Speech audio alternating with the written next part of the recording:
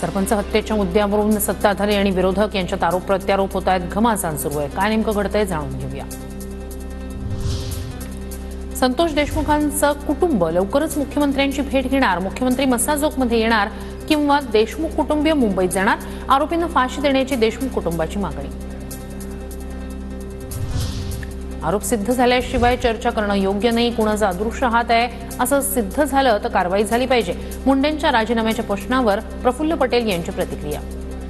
ज्या प्रकरणामध्ये कोणी आरोपी आणि सिद्ध झाल्याशिवाय असा आपण चर्चा करणं योग्य नाही. कोणाच्या बद्दल टीका करणं योग्य नाही. बीड हत्येप्रकरणी राज्यपालांकडून सर्वपक्षीय नेत्यांना भेटीसाठी 6 तारखेची वेळ. संभाजीराजेंसह सर्वपक्षीय नेते राज्यपाल CP राधाकृष्णन यांची भेट घेणार.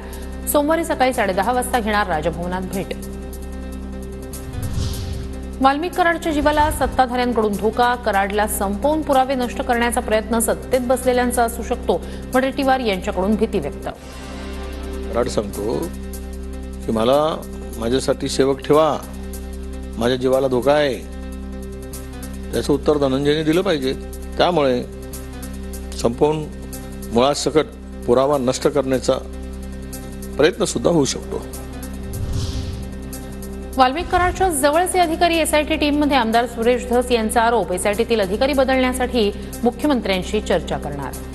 SITच्या पथकात वाल्मिक कराड यांच्या जवळचे अधिकारी आहेत. या संदर्भात आपण काही मुख्यमंत्र्यांशी बोलणार आहेत? हो, बोललो. CM साहेबांशी बोललो. अगदी त्यांची बदल्या करून आणून आणि त्यांचे अतिशय जवळचे काही लोक SITच्या यादीत आलेत. बिहारलाही लाजवेल अशी परळीत स्थिती. अनेक खून इथे पचवले गेले. संजय जाधव यांचा आरोप. फडणवीस अजितदादा यांनी धनंजय मुंडेंचा राजीनामा घेण्याचीही मागणी. राजीनामा मागायची काय गरज आहे?